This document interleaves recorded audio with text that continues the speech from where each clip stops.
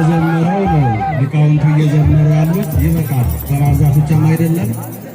ልክ እንደ ዳዊት ከትላንት ጀምሮ በአማናዊቷ ድንግል በድንግል ማርያም ፊት የዳዊት ዘመድ ደግሞም የኢያቄምና የሐና ልጅ እያሉ ምስጋና የሚገባትን እናታችንን እመቤታችንን ከፍ ከፍ አድርገው አመስግነዋታልና እስቲ ለደብራችን ሊቃውንት በቀለ ምስጋና ቀርቦላቸው። በእውነቱ ከሆነ እዛው የለበሳችሁት መልእክት አለኝ።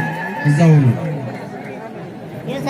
እንዲህ 24ቱ ልክ በ24ቱ ካህናተ ሰማይ አምሳል በእግዚአብሔር ፊት በምስጋና እንዲተጉ ደግሞም ይህንን ያማረውን የእግዚአብሔርን ቃል እንደ መላእክት ነው እንዲዘምሩ የክብር ልብስ በማዘጋጀት ከቤተሰብም ጥሩ ቤተሰብ እንዴት ደስ ይላል።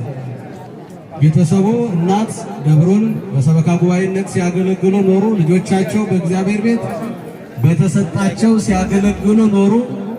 ደግሞም የልጅ ልጃቸው በቅርብ ወደ ተጠራ ወደ ተዘጋጀለት ስፍራ ወደ አባቱ ወደ ሰማይ ቢጠራም እሱ በላይ ሆኖ ከሚያመሰግኑት ከዚህ ጋር እግዚአብሔር ምስጋናውን እንዲቀበል በሱ ስም በማድረግ አስቀድሞ የቤተ ክርስቲያን ልጅ በሆነው በዚሁ በእኛ ልጅ በእኛ ወንድም በሊቀ ስዩማን ሳሙኤል ዘውዱ አሳሳቢነት ከደብሩ አስተዳዳሪ ጋር በመመካከር ለ24 በግራና በቀኝ 12 ነው ዝማሬ የሚያቀርቡበትን ልብስ 2 ከበሮ ለሚመቱ በአጠቃላይ ይህ የተባረከ ቤተሰብ ወደ እግዚአብሔር በሄደው በልጃቸው በክንፈ ሚካኤል ስም 39400 ብር አውጥተው አሰፍተው እግዚአብሔር 339 394,000 ይቅርታ 394,000 ብር በማውጣት እንዲህ በዓሉን አድምቀውታል።